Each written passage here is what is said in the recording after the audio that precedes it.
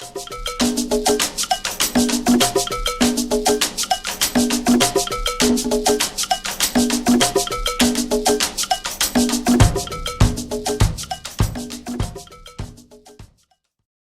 everyone, this is Rochelle. Thanks for clicking on my video.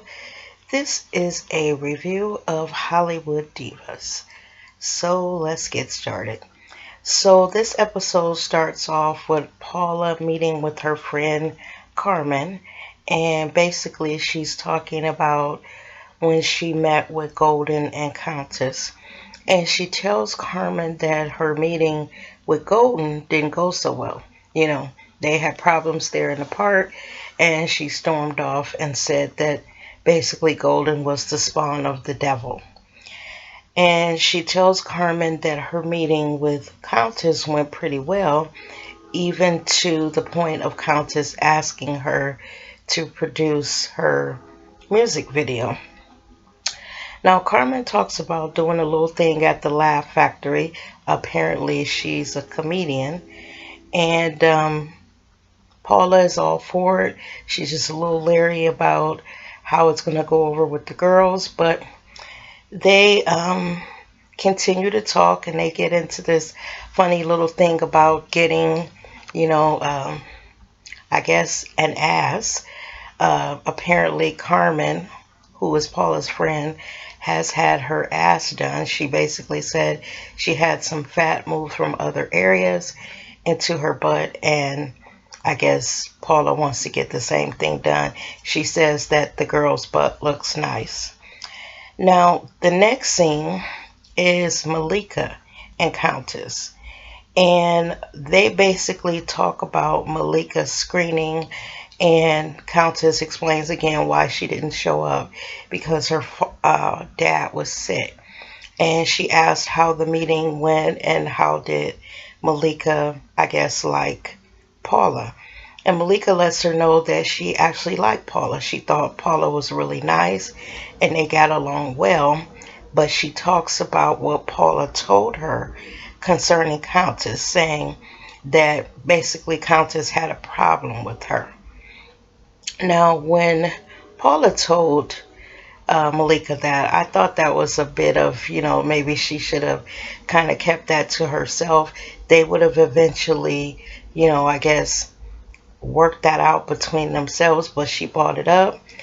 And basically, Countess is a little annoyed by it, and you can tell. Malika keeps going back and forth about how when she met Countess, the Countess was not warm to her. And basically, Countess is saying, girl, I was working. I probably, was in my zone or just, maybe not having a good day. And she apologized to her, if it made her feel any type of way, years ago when they were kids. And like Countess, I think this whole thing that Malika has with that initial meeting of Countess is a little silly because they were young, young child actors.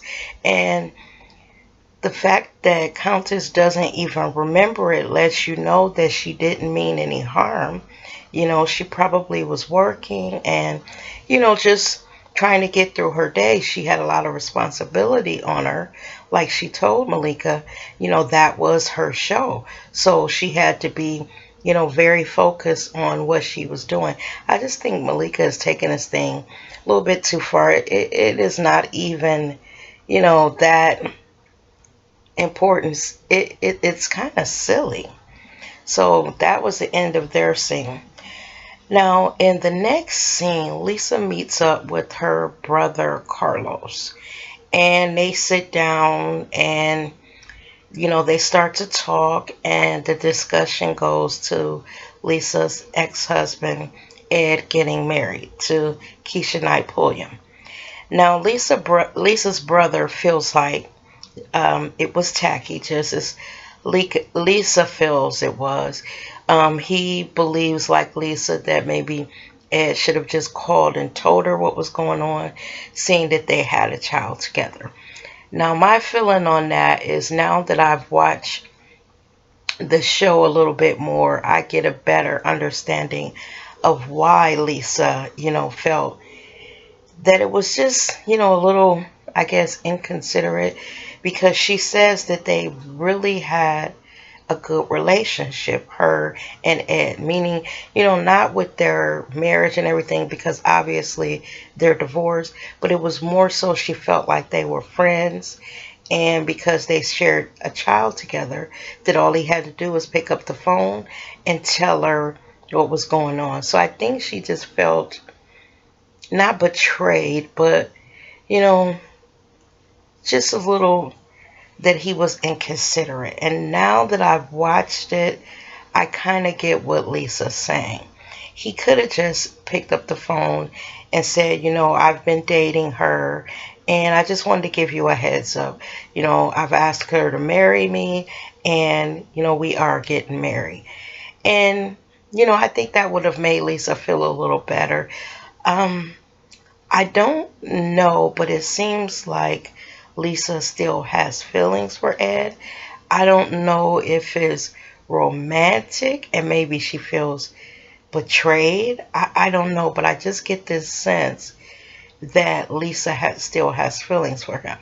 Now, it might be that, this is her child's father and it's just simply a matter of she wanted him, I guess, to tell her. So, on that, we have to see how this kind of plays out, because I just sensed something with Lisa and that whole thing with her husband. But again, we'll see how it plays out. Now, the next scene, Countess meets up with Forrest and Paula. Now, she's there to discuss the music video, and she's kind of like chopping it up with them to see which song she should do.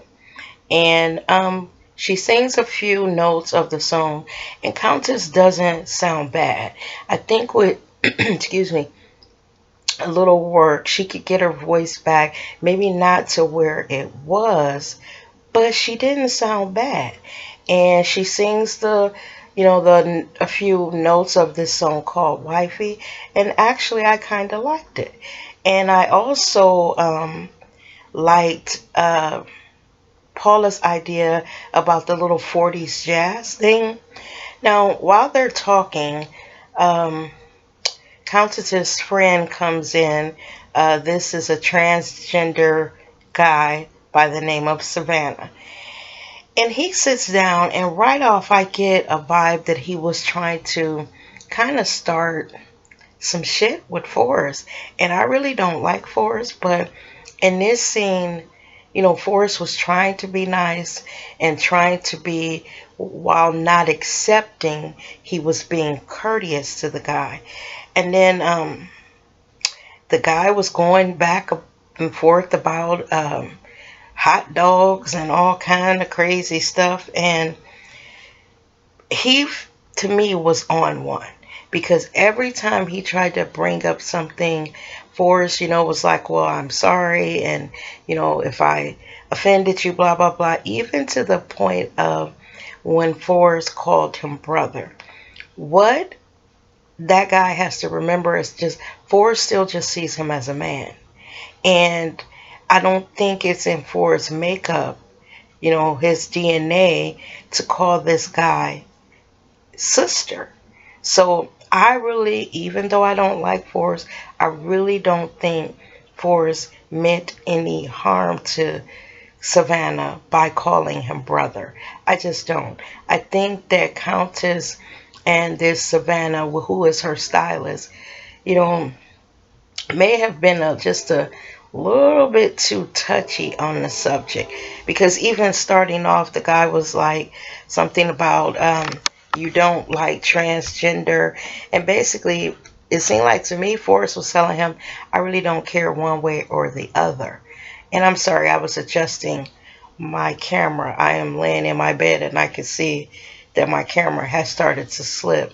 Yeah, I don't think Forrest meant any harm, and I think that whole scene with Forrest and Paula, Countess was just, well, Countess's friend was just being a little bit extra. That's how I felt. Now, the next scene is Malika is meeting with her manager, Max, and she's talking about getting back to acting. Now, honestly, y'all, and I don't mean no harm. I don't remember ever seeing a movie or hearing about a movie that this girl is in. If you know of one, put it down in the comment box. But actually, I don't know of one. But in this meeting, she talks about how hard it is not to work with her twin. And basically, the manager is telling her, you need to, if you want this, you need to get back to it right now. Strike while, I guess, while she's hot and stop putting it off. And she lets them know that basically it's not that, she doesn't want to, it's just hard without her twin. And pretty much that was the end of that scene. Now, in the next scene, Lisa is actually on a date with Justin. And Justin is the guy that walked in when she was at Malika's little screening that Lisa kind of was attracted to as soon as he walked in. And Lisa is a lot more laid back this time. She's making jokes about his I love vagina bumper sticker and, asked him, why basically would he have that on his car. And he talked about, playing these gay roles on television and how, he thought he, and I think he said his cousin or his brother or something, thought it would be funny to put that bumper sticker on, and it's been there ever since. So when he brings up that whole, playing the gay roles, Lisa asked him, does he feel like it, that he ever gets typecast in those type of roles because he has played them. And he says that, some roles he's decided not to take for just that reason. He does not want to be typecast. But I heard another vlogger talking about that they believe that he is gay or bisexual. I don't know the guy. He is a cutie pie. And I don't know, I haven't heard anything about his sexual preference, but he seemed to really be digging on Lisa, and she really seemed to be digging on him. And Lisa even mentions that, after they had done the skydiving and they were talking, she mentioned that she was attracted to him. But she had some reservations. I don't think Lisa is ready to settle down with someone. She just wants to date around a little bit. So he's good for right now. And then it moves to Malika. And, you see her sitting in her bed, and her friend Dorian comes in and he asks her, is she running her lines or is she shopping online? And she tells him that she's shopping. And I don't really like that Dorian. I wonder what his role is with Malika. At first I thought he was gay, and I'm not sure because, he is friends with those guys and they look straight. So I don't know what or who he is, but I just get this negative vibe for him. But anyway, he's there to remind Malika that, you need to get started on these lines. This is what you said you wanted. You shouldn't be online shopping. You should be working on your craft. And again, Malika brings up this thing about her wanting to work with her twin. On this one, even though I don't like Dorian, I agree with him. You guys came into the world together, but at some point you had to split up and do your own separate thing. So while he's not telling her to forget about her sister, and maybe there won't be instances that they will work together, he's telling her, focus on this project that you have. These are the things that will maybe get you the opportunities, or it will open doors for you to have times where you might work with your sister. And even though I don't like him, I agree with that. I didn't know why she was moaning and crying about working with her sister, because there might be projects that they don't want twins. They just want her. So I think that whole thing was, I didn't understand her whole hang up about working with her twin. So for me, I was over it. And there was a little snippet, after this where Countess is making fun of Malika. I just found that funny. But the next scene is Paula and Carmen, and they're at the Laugh Factory now. And Paula is warning Carmen, not to go too hard on her or the ladies. And it seems like Paula is a little worried about, because this is a comedian, and let's face it, they can get a little rough. My camera it has its own mind. I guess it wants to stop. It's about 5 o'clock in the morning. I'm either up late or getting up early. But anyway, yeah, Carmen is going to be doing a little skit at the Laugh Factory, and Paula seems to be a little worried. She must know that Carmen can really cut, with her words, and she knows the ladies also. So, the first two to show up at this little comedy store, the Laugh Factory, are Golden and Lisa. And Paula warns them that, Carmen can be a little cutting and a little biting in her comedy act, so just beware. She did warn them. And after that, Countess walks in. And then basically about that time, the show starts. And Carmen goes kind of light and Golden and Lisa. She says a couple things about the different projects or different acting roles and what the audience knew them as, because she basically told the audience that she had some divas, and she went one by one introducing them, but saying, a little funny thing about them. So with Golden and Lisa, it wasn't too bad. Then she moves on to Countess.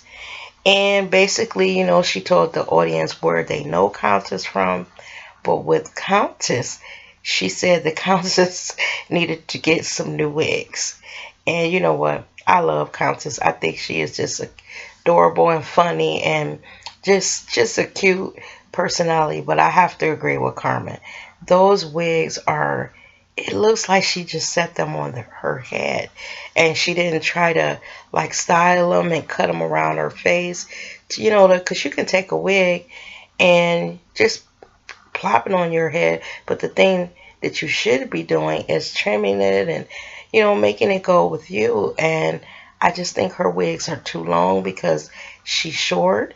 So I kind of agree with Carmen's assessment of Golden, but these women wouldn't fill in all her stuff. And then Carmen moves on from Countess, and she talks about Lisa Wu's husband marrying Rudy Huxtable, basically Keisha Knight Pulliam. And she says that it was all in the tabloids and blah, blah, blah. Now, Lisa took hers pretty good. I'm pretty sure inside, she was thinking, God, I wish that she didn't have to bring this up.